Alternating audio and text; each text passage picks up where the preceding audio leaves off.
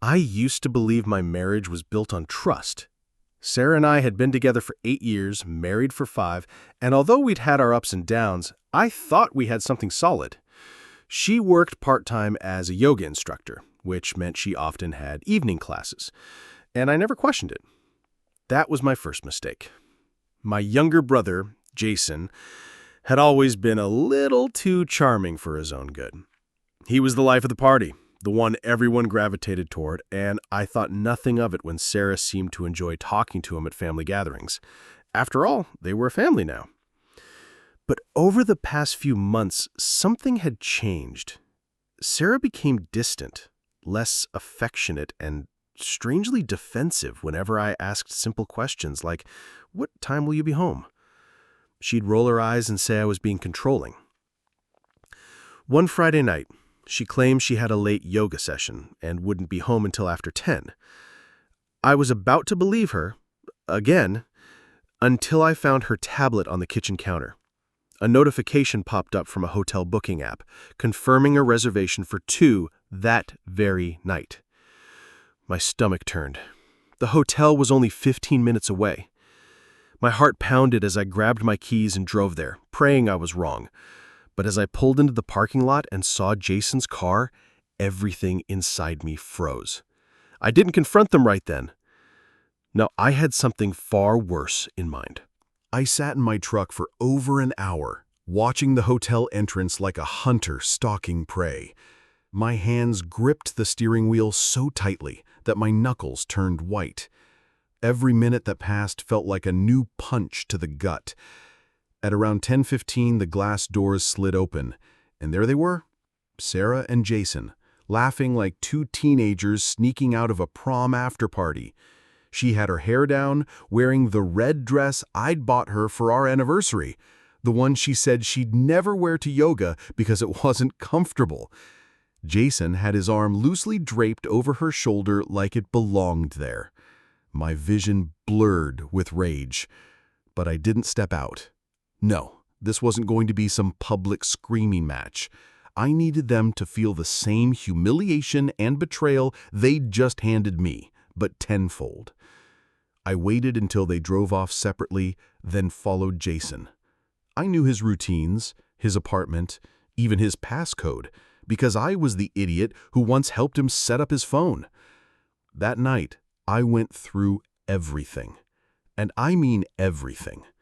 His texts with Sarah went back months. Secret meetups, inside jokes about me, even mocking the gifts I gave her. There were pictures, too, taken in my own house when I was supposedly working late. My chest tightened. But along with the heartbreak came something else. A strange, cold clarity. This wasn't going to end with just me walking away. I started collecting evidence, screenshotting every disgusting word and photo. I wasn't just going to expose them to family. I was going to make sure their little fantasy world burned to the ground before they even realized the fire had started. The next morning, I acted like nothing had happened. Sarah came home late, claiming she had fallen asleep on a friend's couch after too much wine. I smiled, kissed her on the cheek, and told her I hoped she had fun. Inside, I was already 10 steps ahead. I spent the entire day working on my plan.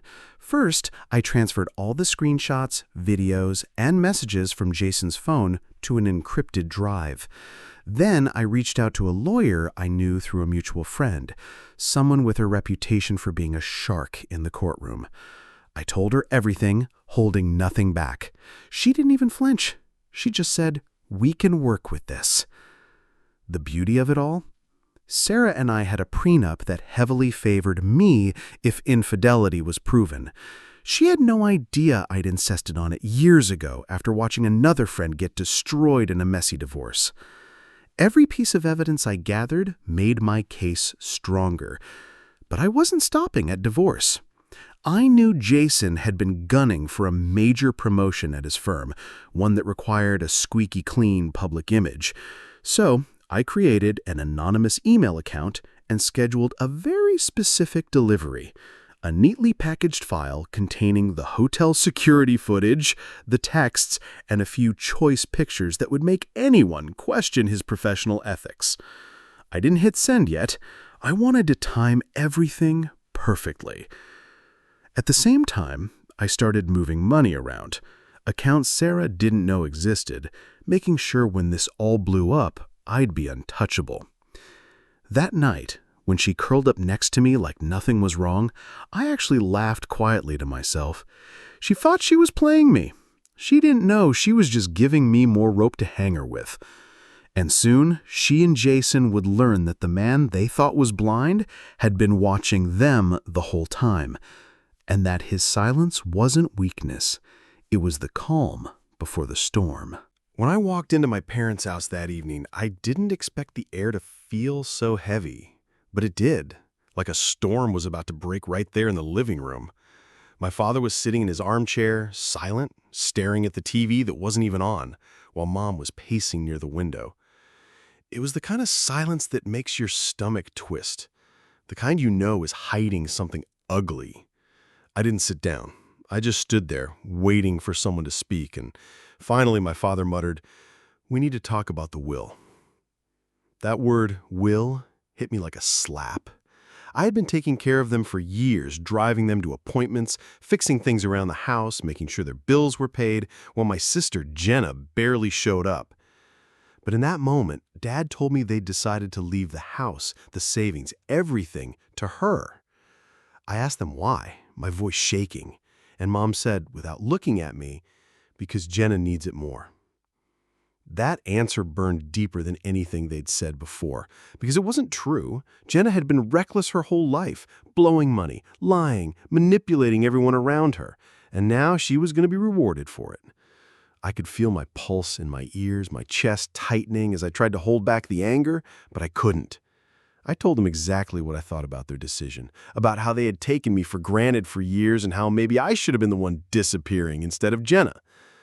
They didn't respond. They didn't even look guilty.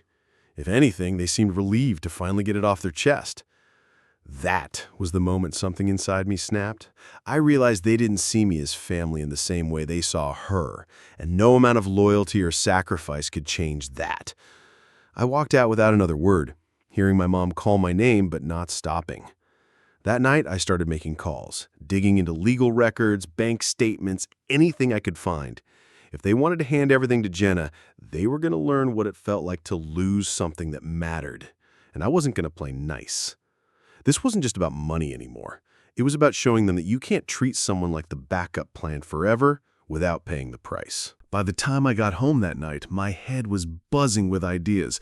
Not all of them moral, but at that point, morality was the last thing on my mind. I opened my laptop, pulled up every email, text, and financial document I'd ever seen related to my parents' accounts, and I started connecting the dots. I knew Jenna wasn't careful. She left trails everywhere. Old debts she never paid, contracts she broke, even social media posts bragging about things she couldn't have possibly afforded. I contacted an old friend who worked in real estate law and asked him about contesting a will, hypothetically, of course. He told me something that made my stomach twist with a mix of excitement and disbelief. If I could prove Jenna had manipulated or coerced my parents into changing their will, it could be voided. And knowing Jenna, that wasn't far-fetched at all. I started gathering proof, screenshots of her desperate texts asking my parents for money, voicemail recordings where she guilt-tripped them about favoring me, and old messages where she openly admitted she didn't care about them but needed their stuff for a fresh start. Every discovery fueled me more, each piece fitting into a puzzle that I could use against her. I didn't just stop at legal angles either. I reached out to people Jenna owed money to, old landlords, ex-boyfriends, anyone with a grudge, and I told them exactly where she was and what she was planning to come into. I could feel the net tightening, and it was intoxicating. The best part was, I didn't have to tell my parents anything yet.